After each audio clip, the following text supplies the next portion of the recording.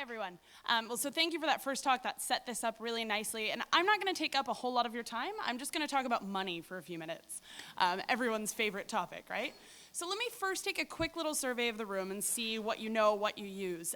So who's using an end-to-end encrypted messaging app on their phone right now? Literally right now. Who's doing it literally as I... No, I'm kidding. Awesome. Okay, so who's not? That was a lot of hands. All right, okay, so most of you. Okay, cool. Raise your hand if it's Signal. All right, not bad. WhatsApp? Not bad. Telegram? Something different? Okay, all right, so that's actually a pretty good variety, which is what I want to say, is that we need variety. But we need that variety to be safe, secure, and preferably open source, I'm guessing, yeah? So what I want to talk about is how these things get funded and what we need to do to change that. And like I said, I'm going to keep it really brief. So do we have PGP users in the room? Oh, wow, more than I expected. Awesome. Okay, so last February, you may have seen that the main developer of GNU PG was kind of desperate for money. And he put out a blog post telling us how he was desperate for money and how he wasn't getting paid to develop and how he was suffering from that. And within about 48 hours, he had over 170,000 euros raised through a crowdfunding campaign. And it was impressive because what I've been observing over the past 8 or 9 years since I've been doing this kind of work is a narrowing of the funding space for free and open, or not free, sorry, open source secure tools. And what that funding space looks like is approximately this. This is based on some research that I'm happy to talk with you about offline, but 40%, approximately 40% of the funding for freedom-supporting technologies, or whatever you want to call them, comes from the United States government and various different forms of that. I'm not going to get deep into that today, but you can see how that might bring up some problems about sustainability and about politics. The second biggest pool of funding is about 40% from the US private sector, so it's not a bad amount. And then when you bring it down a little bit more, you've got philanthropies, you've got other crowdfunding campaigns, individual donations, things like that.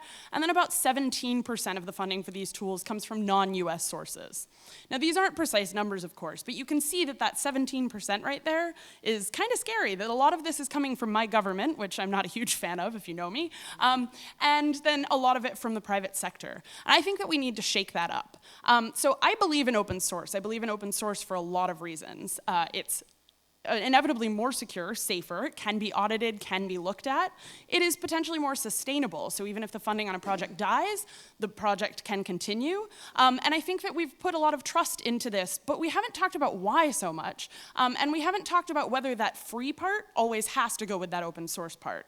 Now, there are going to be a lot of different views on this, but one of the things that I would say is that when we look at how we're funding these tools, we need to think long and hard about what is the more sustainable option financially.